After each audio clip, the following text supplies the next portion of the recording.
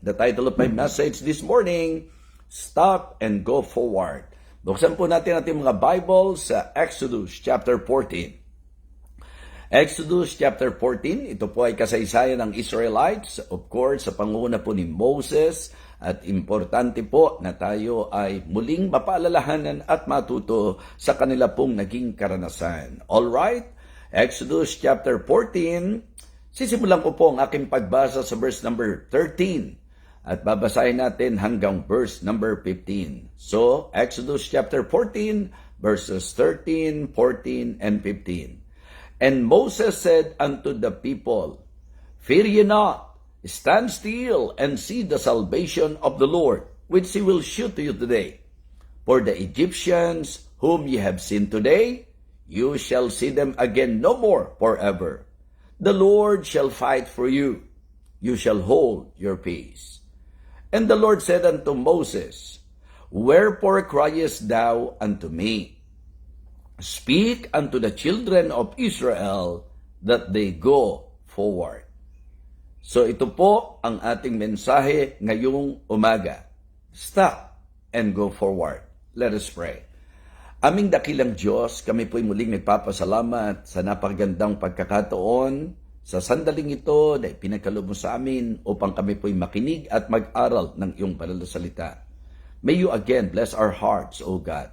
Alisin mo po ang po pwedeng maging hadlang sa amin pong pagpapala na dapat makamtan sa mensahe na amin pong mapapakinggan. I pray, O Father, that you will continue to guide me, to give me wisdom. May you empower me, O God. Please fill me with your Holy Spirit, O Lord. Ilagay mo po sa akin pong bibig ang mga salita na dapat ko pong sabihin. Lahiran mo po ng iyong mapagpalang langis ang aking mga labi, dakilang Diyos, upang sa labing ito, sa bibig na ito, ang marinig ng bawat isa ay ang mga salita na nais mong aming mapakinggan. Salamat po sa ministeryo ng Believers Breakfast. Salamat din po sa mga taga-subaybay. Nawa ito po ay patuloy naming may share at amin pong maging kalakasan din sa amin pong buhay bilang mga mananampalataya. At nawa sa mga hindi pa nakatitiyak ng kaligtasan, ilagay mo sa kanilang puso ang interes na kanila pong bigyang pansin ang kaligtasan ng kanilang kaluluwa. Again, I would like to commit to you myself and even ang aking pong ibabahagi ngayong umagang ito. Ito po ang aking panalangin, O Diyos, sa pangalan po ng aming Panginoong Jesus. Amen. Amen. Okay, so I believe tayo po ay medyo pamilyar dito po sa storya. Alam natin na sila po'y nakalabas sa pagkaalipin po doon sa Egypt, sa mahimala at makapangyarihang naging pagkilos ng Panginoon. Sila po'y nakalaya at sa kanila pong lakbay tungo sa Promised Land, marami po ang kanilang mga karanasan. At isa na po rito sa kanilang naranasan ay ang pagharang po ng dagat sa kanila. Sila po ay natrap ng sea. At ito ay hindi bibirong sitwasyon, mga kapatid. Ngayon po, sa ating pag-aaral, siguro magandang pasimulan ko po ito sa pagtatanong, wala po bang dagat na nakaharang sa inyo? Wala po bang mga bagay na kung saan tila nakakatrap sa bawat isa po sa atin? So ito po ang specific situation dito po sa passage na binasa po natin. Malinaw na malinaw po yan. So again, ang sabi po ng verse number 13, And Moses said unto the people, Fear ye not. So Moses tried to encourage them. Moses tried to calm them, to compose them. Ang sabi po niya, Fear not, fear ye not, stand still and see the salvation of the Lord. And then, tingnan nyo po yung kanyang statement, for the Egyptians, whom ye have seen today, you shall see them again no more forever. At ang kanyang pinangahawakan, verse number 14, na dapat naman talaga, itong pinangahawakan natin bilang mga Kristiyano, na sa anumang laban sa buhay, let us always consider and claim, the Lord shall fight for us. Ang Diyos ang makikipaglaban sa atin. Diba? The Lord shall fight for you, you shall hold your peace. So, hindi po madali ang kanilang naging sitwasyon, kaya hindi rin madali kay Moses na sila po ay ma-encourage. And then because of that, makikita nyo po that it seems even Moses, siya po ay very much affected. Ito po ay nangyayari sa tunay na buhay, na sa ating pong kalagayan bilang mga Kristiyano, minsan anuman po ang po pwedeng paglalarawan na gawin natin, meron pong tila hadlang, tila mga bagay na humaharang po sa atin, na nagiging dahilan na imbis na tayo po ay magpatuloy, tayo po ay humihinto. Well, gusto kong sabihin na sa magiging pagtalakay po natin ngayon, gusto kong makita nyo na talagang meron po tayong dapat itigil at dapat po tayong magpatuloy. Okay? Kaya nga ang title natin, Stop and Go Forward. Meron po kayong makikita sa kasaysayang ito, sa kwentong ito, sa pangyayaring ito, na dapat itigil at dapat po na tayo po ay sumulong. So, napakaganda po na ito ay ating maunawaan, matutunan, at katulad ng sinabi ko po sa inyo, ako po ay pinagpala ng Panginoon habang nakikinig po ako sa mga preachings ng aking pong mga kasama. So, blessing po ito at inilagay ng Panginoon sa aking puso while I am listening to the message. Nag-ooperate ang Panginoon sa akin. God is really moving and working in my heart samantalang ako po ay nakikinig. So, ito po ang mensahe na gusto ko namang ibahagi po sa bawat isa sa atin. Again, stop and go forward. Sabi ng verse number 15, And the Lord said unto Moses, Wherefore criest thou unto me? Speak unto the children of Israel that they go forward. So kaya dito po, may pinakita ang Panginoon sa akin at ito po yung nabanggit ng speaker ni Pastor Dong habang siya po ay nangangaral. Okay, number 1, stop crying. Stop crying. Kasi ang sabi ng Panginoon sa kay Moses, di ba? Wherefore criest thou unto me? Speak unto the children of Israel that they go forward. Yan po ang makikita natin sa senaryo. Mga masasabi nating daing ng kanyang bayan, mga kapatid. And sometimes, yun ang problema din po natin. Di ba? May mga pagkakataon po na napakaganda na tayo po ay tumigil sa ating pong pag-iyak. So don't get me wrong. Meron pong mga pag-iyak na tama, meron pong mga pag-iyak na kung saan po kalooban ng Panginoon. But in this particular story, here is the Lord. Ang sabi niya, Wherefore criest thou unto me? Bakit daing kayo nang daing sa akin? Iyak ka nang iyak sa akin. Sabi mo sa kanila, go forward. So stop crying. Stop crying. Alam niyo po, marami mga bagay na po pwedeng nagpapaiyak sa atin. Well, yun sa usapin ng love life ninyo, syempre po, marami po talagang pwedeng makaranas po niyan. Pero gusto ko lang pong makita yung mga causes, yung mga po pwedeng dahilan kung bakit talaga tayo minsan ay naluluha, naiiyak, di ba? At talagang dumaraing. So, because of the reality of pain, meron kasing mga bagay na nagdudulot ng kirot, ng sakit sa puso natin. Di po ba? So, posible rin pong problems. Di ba? So, tears, okay, cry because of pain, because of problems, because of pressure. So, kaya atin pong magandang pag-aralan, pag-isipan ngayon, mag-evaluate tayo ngayon. Kasi maraming pagkakataon po na hindi tayo makasulong at ang dahilan sapagkat tayo po'y maraming iniiyak sa buhay. There are a lot of things in our lives na tayo po ay idinadaing, mga kapatid. And because of these things, hindi na tayo makasulong. Hindi tayo makamove forward. Hindi tayo makasulong sa ating pong lakbay bilang mga Kristiyano. At ang dahilan nito, okay, ay ang mga kirot sa puso natin. Ang hapdi, ang sakit sa ating puso. Di po ba? Kadalasan ganun eh. And the problem, sa maraming pagkakataon, and the problem is that ginagamit po natin itong justification for us not to move forward.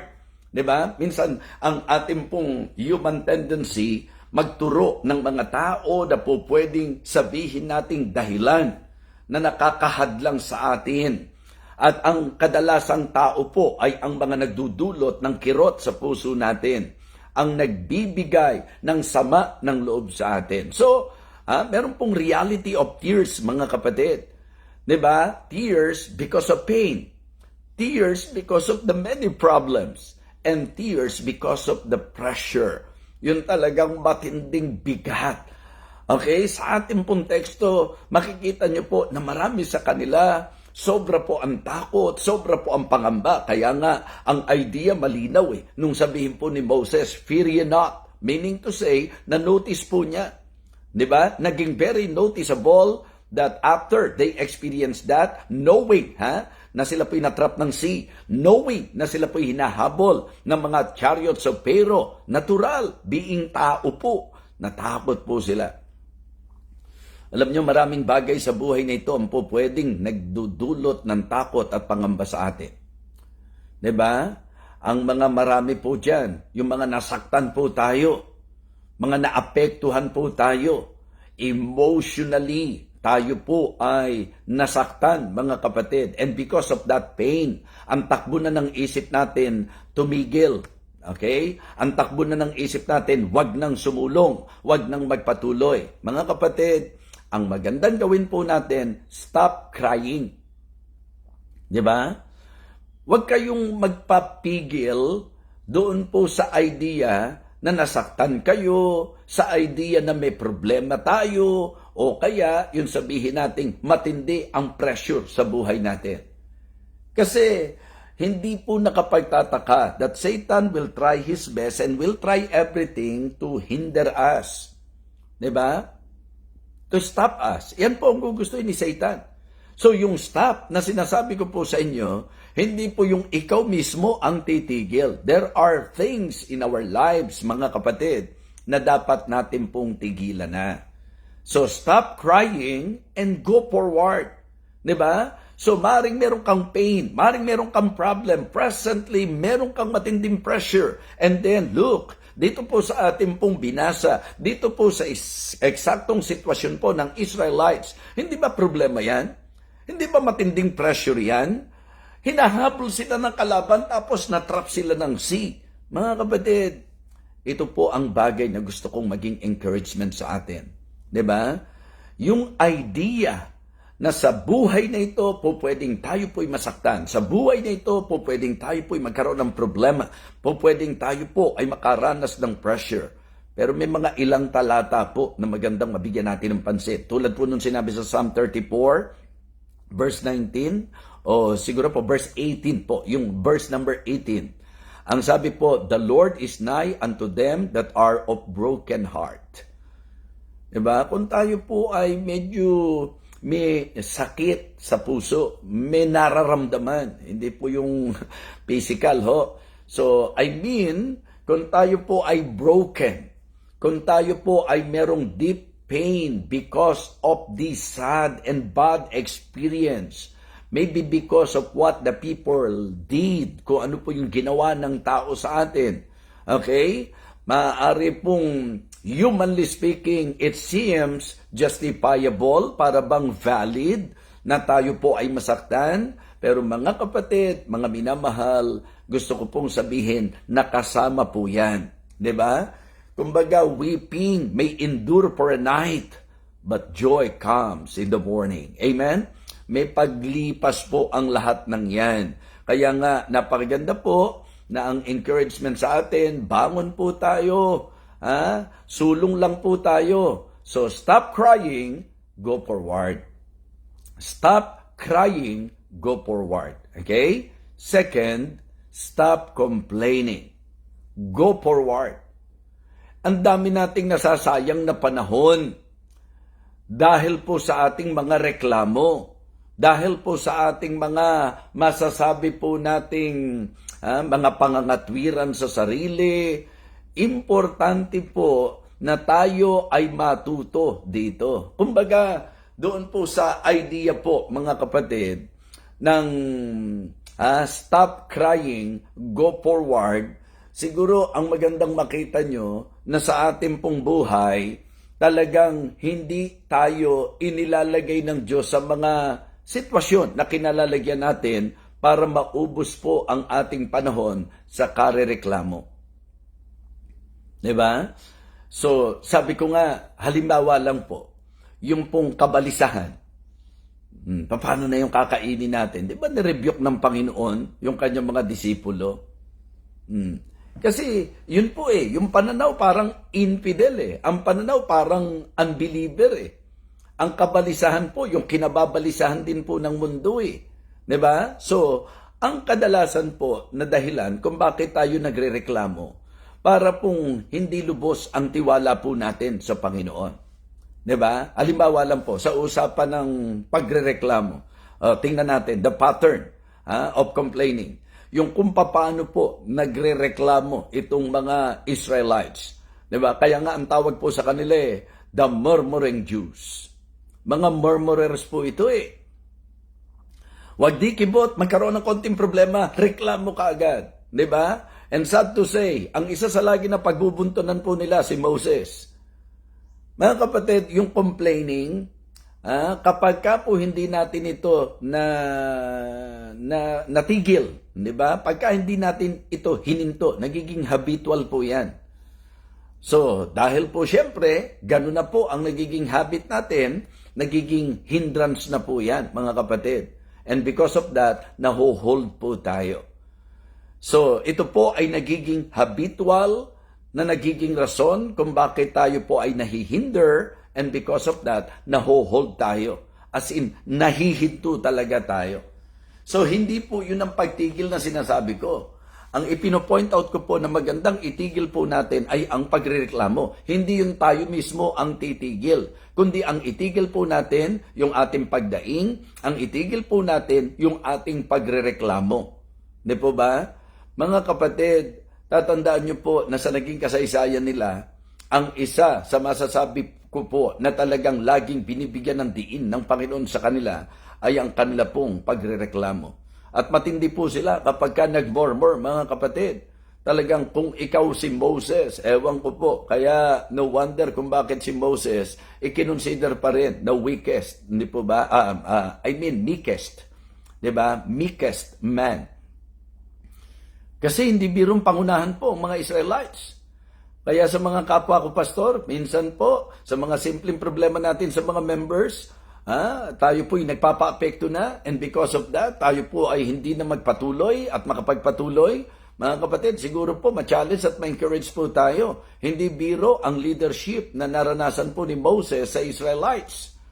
At dahil siya po, sa kabila ng lahat, bumigay po yan. Kasama siya sa hindi naka-entrada doon sa promised land. So, mga kapatid, tandaan nyo po na napakaganda na mapaalalahanan po tayo ng mga talata po sa banal na kasulatan. So, ang Panginoon, galit na galit po sa kanila dahil po sa kanilang pagrereklamo. You know what?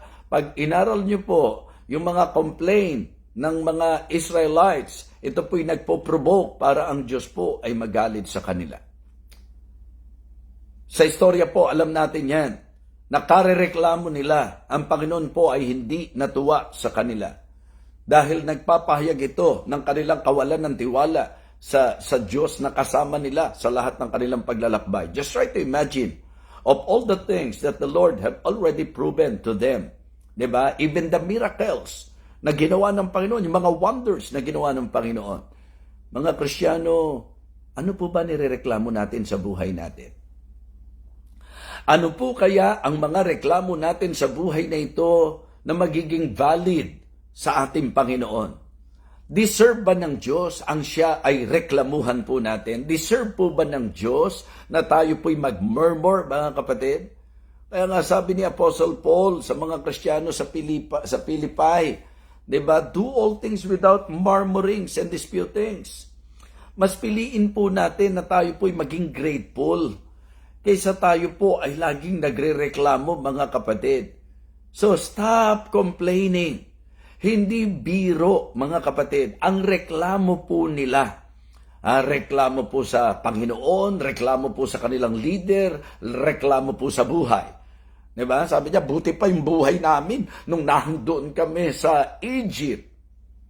Isipin niyo po, pinalaya na ng Diyos, ang sarap na ng damdamin na mula sa kalagayang inaalipin po sila. Makikita nyo po na sila sa kapangyarihan ng Diyos ay nakalaya, pero may reklamo pa rin po sila. Di ba? Hindi lang directly sa Diyos sila makapagreklamo. But for me, it is already, pagrereklamo rin po sa Panginoon yan. So reklamo sa Panginoon, reklamo sa kanilang leader, to their Lord, to their leader, and even sa kanilang mga buhay. O ikaw, ano ba hinagpis mo sa buhay? Ano ba ang iyak mo sa buhay? Ano ba ang reklamo mo sa buhay? Mga kapatid, alam niyo po, ang susi lang ng lahat, ikaw ay magkaroon ng pagtiyak. Make sure na nasa kalooban po tayo ng Panginoon. You know why? Kasi kapag ikaw ay nasa kalooban ng Panginoon, ano man ang sitwasyon mo sa buhay, hindi naman pinangako ng Panginoon. Sabi ko nga po, hindi naman pinangako ng Panginoon na laging patag ang daraanan natin. Ang pangako ng Panginoon, hindi patag na dadaanan. Ang pangako ng Panginoon, hindi po yung idea na wala ka ng problemang mararanasan. Ang pangako ng Panginoon sa atin, hindi yung wala ka ng problema, hindi yung walang rough roads along the way. Ang pangako ng Panginoon sa atin, He will never leave us, He will never forsake us.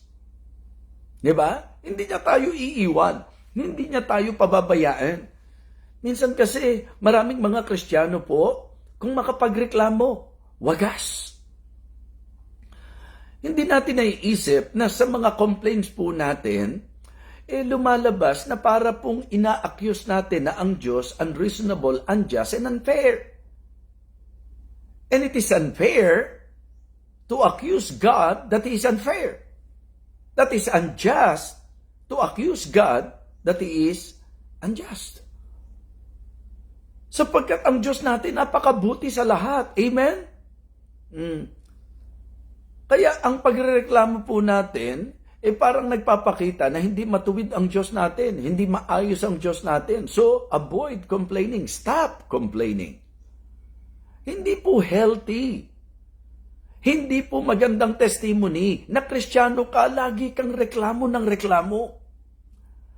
At ang pinakamabigat pa dyan, yung binibigyan mo ng dahilan ang sarili mo at ang mga reklamo mo na yan, ang parang sa tingin mo, dahilan para hindi ka magpatuloy o para tigilan mo ang ginagawa mo para sa Panginoon. Stop crying. Go forward. Stop complaining. Go forward. Hindi po nakatulong sa Israelites. Yung kanila pong ugali, yung naging habit po nila, na kapag meron pong naging mahirap na sitwasyon, imbis na manghawakan sa Panginoon, imbis na manalangin sa Panginoon, reklamo ng reklamo. Yung mga kilos po natin, yung mga ways po natin, yung mga attitudes po natin, yung mga thinking natin na parang hindi natin deserve na makaranas ng kung ano po yung nararanasan natin ngayon. Sabi ko nga, pag-isipan nyo pong mabuti. Kung kayo po ang nasa kalagayan ni Job, kasi sa case ni Job, maliwanag Diyos na po mismo ang nagsabi. At kay Satan mismo, yun ang sinabi niya, "Hast thou considered my servant Job?" Listen to this. Ito pong thought na ito, malaki ang maitutulong. Sino po ba ang nagsabi na si Job ay nabuhay na matuwid? Sino po ba ang nagsabi na itong si Job ay may takot sa Diyos? Na siya'y lumalayo sa kasamaan? Ang ibig ko pong sabihin, it is the Lord. Ang Panginoon mismo ang nagsabi kung sino si Job. Di ba? Sinabi po niya na si Job ay may takot sa kanya. Sinabi po niya na si Job ay talagang masasabi nating nabubuhay na matuwid, lumalayo sa kasamaan. So, ang Diyos po ang nagsabi niyan. It means to say, yun talaga si Job. Okay? Ang tanong ko po, kung ikaw kaya, sa nakikita mo talaga, pinipilit mong lumakad sa katuwiran, pinipilit mong ganapin ang kalooban ng Diyos sa iyong buhay, lumalayo ka sa kasamaan, tapos makakaranas ka pa ng mga unpleasant na karanasan. Diba? Baka mamaya kung tayo po si Job, puro reklamo na po ang gagawin natin. Hindi naman po magaang naranasan ni Job. At parang sa akin po, sa human perspective, diba? Sa human point of view, po pwedeng sabihin natin na parang hindi naman yata makatwiran, parang hindi naman yata deserve ni Job na maranasan niya yung lahat ng naranasan niya. Imagine, Sa lahat ng areas, sa lahat ng aspeto ng kanyang buhay, he experienced na talagang nagsuffer po siya. Nagsuffer po siya financially, nagsuffer po siya physically, nagsuffer po siya emotionally, nagsuffer po siya mentally, and spiritually, may atake po sa kanya. Samantalang ang sabi ng Diyos, matuwid siya. Ang tanong po, tayo po ba matuwid? Tayo po ba ay talagang kakakitaan ng buhay ng paglayo sa kasamaan at takot sa ating Panginoon? So, ang Diyos mismo ang nagbabouch kung sino po si Job. But in spite of the fact that God Himself is the one na nagsasabi na si Job ay matuwid, maayos. Pero ano nangyari? Nakaranas si Job ng hindi bibirong karanasan. Ang tanong, reklamo ba ang naging buhay ni Job? Hindi po. Hindi inubos ni Job ang kanyang panahon at oras na magreklamo sa lahat ng kanyang nararanasan. Being human, talagang naapektuhan po siya. And in fact, to the point that he cursed his days. Not his God, his days, mga kapatid. Kasi natural yun, tao po tayo eh. At dito po sa ating mensahe, yun po yung gusto ko ipaalala sa inyo. Na baka karereklamo mo, hindi mo napapansin, hindi ka na nakaka-move on. Diba? Hindi ka na naka-move forward. Hindi ka na nakasulong. Tinigil mo na ang takbo mo para sa Panginoon. May direksyon ng Diyos sa iyo. Gusto mong takasan ng direksyon na yun. Gusto mong gumawa ng sarili mong direksyon. Gusto mong gumawa ng sariling paraan. Tandaan niyo po na kapag ang Diyos nagkaroon ng kapasyan sa iyong buhay, hindi po coincidence yan. May purpose po yan.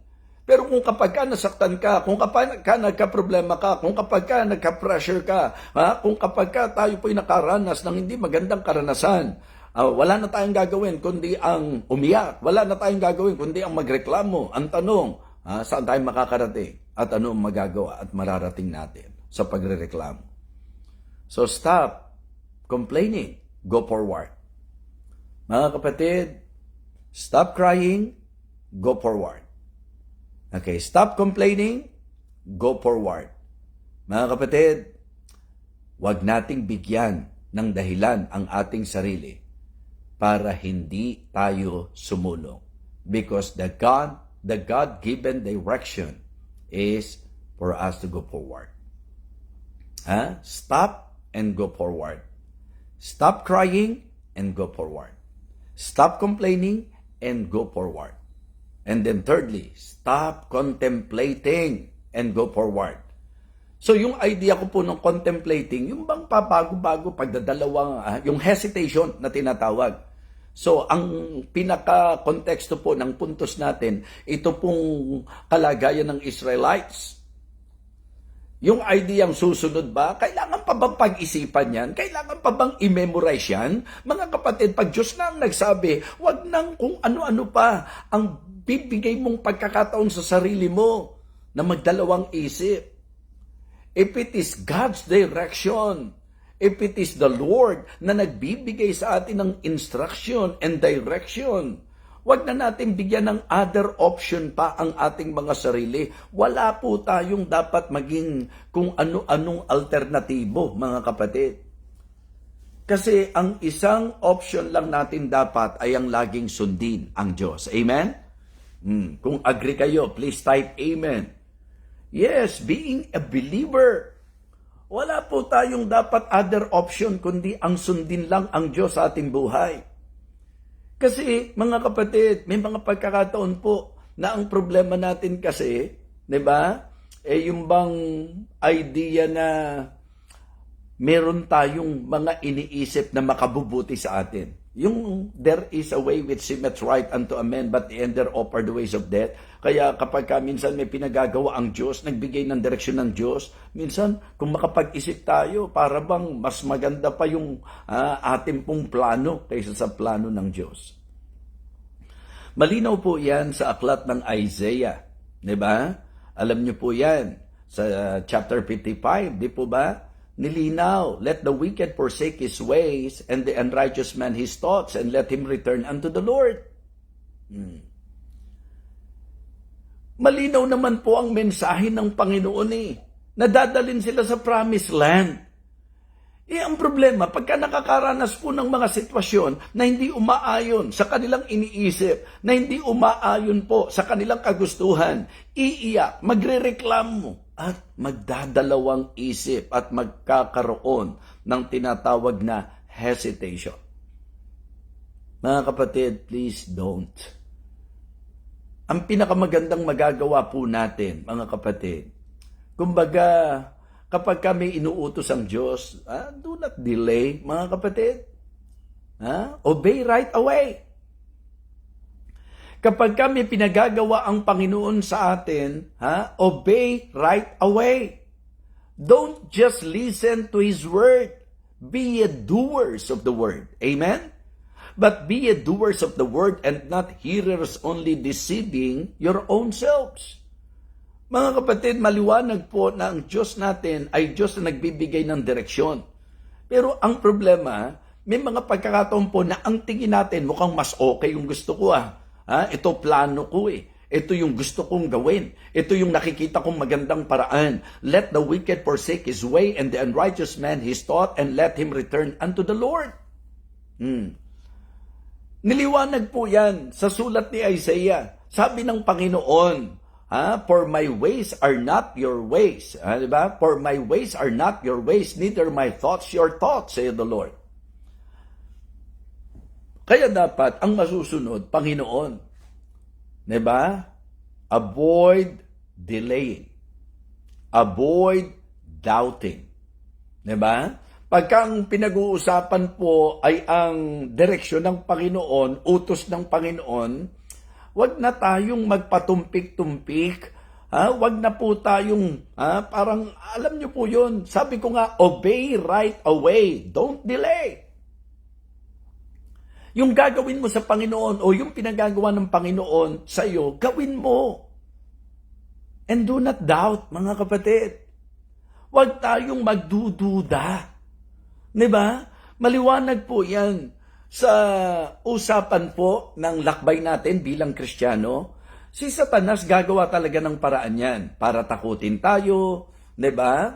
Para sa atin pong masasabi nating pinag-aaralan ngayon na ang intensyon po talaga, sila po ay papahinain ang kalooban.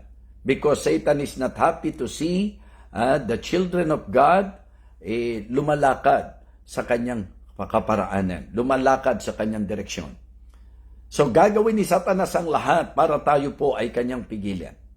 At pag inaral niyo po ang pinalabas na talagang matinding problema ng Israelites, kasi clear naman po sa atin that the direction of God for His people is for them to enter and enjoy the promised land. But of course, as we all know, di ba? Ito pong naging kasaysayan ng Israelites, hindi po lahat sa kanila nakapunta doon sa promised land. In fact, yung generation na ito ni Moses, if you will study your Bible, you will find out na itong generation na ito sa panahon po ni Moses. Diba? At alam nyo, marami na po sa kasaysayan po nila. Hanggang sa dumating na po doon sa time na talagang alam natin pinatiktikan po niya yung land, at nung pong pinatiktikan po niya ito, yung pong 12, nung bumalik po yung 10 negatibo, at dahil po dyan, nahinaan ng loob ang marami. Minsan, alam nyo, parang kaya hindi tayo maka-forward kasi takot na tayo eh. Kasi apektado na tayo ng mga negatibong pangyayari. Kasi apektado na tayo ng mga negatibong naririnig natin. Kasi apektado na tayo ng mga negatibo sa paligid natin. So, maraming reason kung bakit hindi tayo maka-go forward. Diba? Kung bakit hindi tayo makasulong. Kaya napakaganda po na ngayon po sa ating pinag-aaralan, mapaalalahanan po tayo. Diba? Stop contemplating. Do not delay. Mga kapatid, do not doubt and do not depart. Diba? So, wag po tayong ano ba tawag doon? Paantala. Diba? Wag nating hayaan na talagang hindi. Sabi ko nga, nung inaral po yan, diba? Nung pong patiktikan po yung land, ma-realize nyo po na hindi kailangan ng napakaraming taon para po makapunta at makarating sila sa promised land. O di ba, marami sa atin nagwa-wonder eh. Tagal-tagal na nating Kristyano, hanggang ngayon nagwa-wonder ka pa rin eh. Saan ka ba talaga pupunta? Saan ba talaga ang direksyon ng Diyos sa buhay mo? Hindi tayo makasulong-sulong. Bakit? Kasi wala tayong ginawa kundi kapag ka nagka-problema, kapag ka nasaktan, kapag ka may pressure, daing. Iyak ng iyak. Diba? Reklamo ng reklamo. At nagdadalawang isip. At nag-aalangan. So kaya mga kapatid, ang laging sinasabi ng Panginoon, kapag ka nagda-doubt, nire-rebuke po niya, O thou of little faith. And as I understand, when I study the Word of God about this story, in this particular story, you know what I realize? Ang Bible lang nagsabi that the reason why hindi sila nakapasok, Hebrews chapter 3 ang record, it is because of unbelief. Because they doubted the Lord, they doubted the direction of the Lord in their lives, and because of that, mga kapatid, hindi po sila nakapasok sa promised land. Naubos ang oras nila, kaiiyak. Naubos ang oras nila, karereklamo. Hindi nila alam na kaiiyak, karereklamo. Dahil sa kanilang hesitation, dahil sa kanilang pagko-contemplate, kung ano ba talaga ang gagawin nila, kung susunod ba sila, mga kapatid, dahil po dyan, marami pong panahon ang nasayang. Imagine, ilang days lang po pwedeng marating nila ang promised land, pero 40 years na po ang ginugol nila. 40 years! Pero yung 40 years na yun, hindi pa rin nila na-enjoy. Hindi sila naka-entrada. Sinasabi ko po sa inyo, lahat ng paraan gagawin ni Satan para tumigil po tayo. Diba? Para pahintuin po tayo. Dahil ayaw ni Satan na tayo po ay sumusulong. Kaya mga kapatid, mga minamahal, ang ating pong laging sundin ay ang direksyon ng Diyos sa ating buhay. Huwag kapag ka po nasaktan ka, huwag kapag ka nahirapan ka, huwag kapag ka meron pong mga nakaapektong tao sa iyo, papayagan mo na harangan ka nila tungo sa maturity, tungo sa promised land ng Diyos sa buhay mo. Marami sa kanila, they departed, mga kapatid. Diba? They doubted the Lord. They departed, mga kapatid. Kaya nga sabi ko, ang decision po natin dapat isa lang. Sundin ang direksyon ng Diyos sa ating buhay. Paalala po ng Panginoon kay Joshua, be strong and of a good courage. Huwag liko sa kanan, huwag liko sa kaliwa, diretso lang. Direksyon ng Panginoon. Kasi sa pagsunod po, ang pagsunod ay nagre-require ng tinatawag nating courage. Yes, obedience requires courage. Kaya nga ang sabi, fear ye not. Stand still. Diba? Be courageous. Be calm. Be composed. Yun po ang idea, mga kapatid. For us to become a conqueror. So napakaganda po na itong mga paalalang ito ay para dalin tayo sa kapasyahan. To stop crying, stop complaining, and stop contemplating. Go forward. Stop crying and go forward. Stop complaining and go forward. Stop contemplating and go forward. Mga kapatid, ang ating pong magandang makita sa conclusion natin sa mensaheng ito ay ang command. Diba? The command to move. Specific, to move forward. Wherefore criest thou unto me, speak unto the children of Israel that they go forward. Kumbaga, wag natin bigyan ng dahilan ng ating sarili para huminto sa ating pong tungo doon sa lupa na pinangako ng Panginoon sa atin. Yun po ang maliwanag. The command to move. The confidence in moving. Ano po ang dapat kumpiyansa natin? The Lord shall fight for you. You shall hold your peace. Diba? Ang kumpiyansa natin sa pagsulong ay ang Panginoon na nakikipaglaban para sa atin. Okay? The conquest by moving. Yun po mahalaga. Sa Hebrews chapter 11, ang binanggit na po, nakalagpas doon sa Red Sea, mga kapatid, at ang pinakasusi, pananampalataya. Opo, the conquest by moving. Talagang i-overcome natin lahat, lagpasan natin lahat, at ang tanging po pwedeng makalagpas sa lahat ng yan, pananampalataya. Pananampalataya. Kala mo lang wala ng pag-asa. Kala mo lang wala ng paraan. Kala mo lang talagang wala ka ng magagawa. Mga kapatid, hindi. May Diyos na kasama tayo. May Diyos na kaya pong hawiin ang dagat. May Diyos na kaya tayong itawid sa landas. May Diyos na nangakong hindi tayo iiwan, hindi tayo pababayaan. May Diyos na po pwede natin panghawakan. Kaya kapag sinabing go forward, tuloy-tuloy po, sulong lang po tayo. Pero merong kailangang itigil. Okay? Stop crying, stop complaining, and stop contemplating. Go forward. Amen? Do not delay, do not doubt, and do not depart. Yan po ang napakagandang paalala po. Ang malinaw sa ating naging conclusion ay ang utos na tayo po'y sumulong. The command to move. Diba? And the confidence in moving, ano po yon? The Lord shall fight for us. God is with us. Di po ba? And the conquest by moving, faith. Pananampalataya. By faith, they pass through the Red Sea. Yan po ang sabi ng Hebrews chapter 11. Of course, ang pinatutungkulan na po niyan, yun talagang nakatawid po doon po sa dagat. Ang pagtitiwala po ay napakahalaga na atin pong maging buhay sa Panginoon. Don't you ever doubt the Lord. It is a sin. Everything that is not of faith is sin.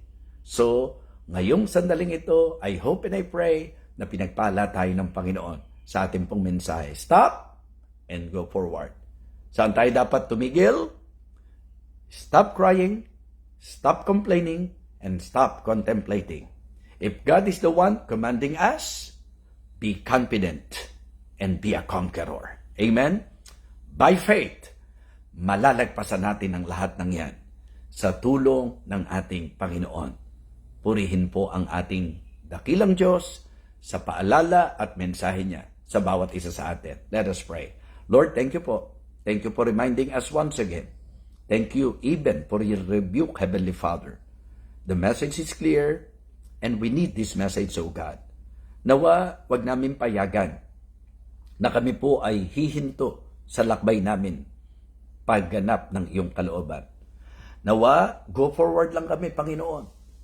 At para mangyari po yun, salamat po na hindi namin pala dapat ubusin ang aming oras sa kadadaing, karereklamo, at ganun din naman po sa pagkakaroon ng pagdadalawang isip or hesitation na ikaw ay amin pong sundin. Thank you po. We need this message, Lord. Nawa, tulungan mo po kami sa pain na amin pong nararanasan, sa problema na amin pong pinagdadaanan, at sa pressure na daladala po namin sa buhay. Lord, salamat po at naturuan mo kami. Ikaw po, dakilang Diyos, ang umabot sa bawat isa. Patuloy na pagkilos mo po at gabay mo po para lalo na sa kapasyahan ng pamilya po ni Ma'am Glenda tungkol sa kanilang mami, Panginoon. Ganon din po, hinihiling ko na ang sino mang may karamdaman ngayon, pagalingin mo po. Sino man pong may pain sa kanilang buhay ngayon, nawa Panginoon, i-comfort mo po. At ikaw po, dakilang Diyos, ang siyang tumulong na makayanan namin ang problema and even pressures sa amin po mga buhay. Napakalaking pagpapala po ng paalalang dala ng mensaheng ito. And thank you so much, Heavenly Father. Bless each and every one of us, O God, I pray. In Christ's most precious name, Amen.